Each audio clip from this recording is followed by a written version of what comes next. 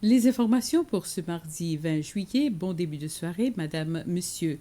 Dans l'actualité, les juges ont décidé à nouveau aujourd'hui une détention provisoire de 7 jours supplémentaires dans le cas d'infanticide. L'accusé comparaîtra le 27 juillet.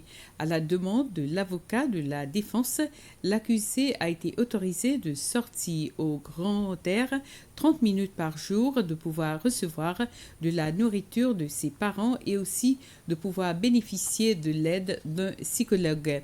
Une mention a été faite ce matin concernant le cas Nassim Onizim. Pour rappel, Nassim Onizim a porté plainte contre la République.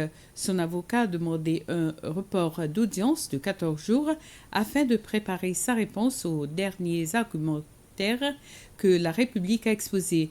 L'autre cas qui a été entendu par les juges, c'est celui du Français qui est accusé d'un meurtre qui a eu lieu à l'hôtel Club Med à Sainte-Anne début juin. Ce cas a été également renvoyé pour 14 jours. L'accusation a jusqu'au 3 août à 9 h pour présenter les preuves ADN. Les Seychelles pourraient commencer à accueillir des visiteurs en provenance de France, étant donné que le gouvernement français a levé certaines restrictions de voyage pour ses citoyens. Cela permet à tous ceux qui sont vaccinés contre la COVID-19 de se rendre dans le pays dont les noms apparaissent sur la liste des pays rouges et les Seychelles sont sur cette liste. À partir du 18 juillet, pourront entrer aux Seychelles toutes les personnes qui ont pris leurs 2 doses de vaccin plus de 2 semaines avant le voyage et dont le test PCR a été négatif avant le voyage.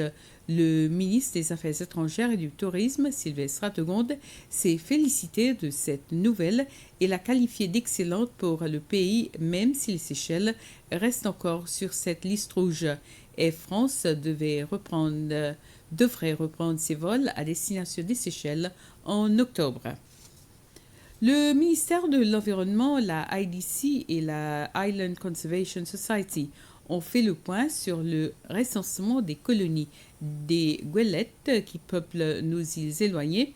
Ce recensement s'est tenu du 1er au 24 juin.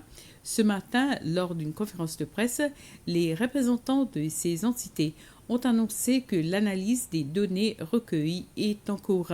Ce recensement s'est déroulé sur 9 îles et il va permettre de connaître la population des goélettes et de déterminer à l'avenir la quantité d'œufs qui pourrait être ramassée pendant une saison.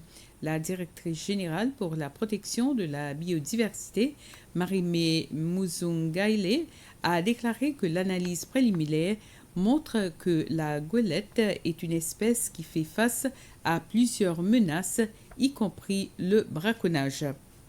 Voilà, c'est sur cette information qu'on referme ce flash. Merci à vous de nous avoir suivis. Prenez soin de vous. Bonne soirée.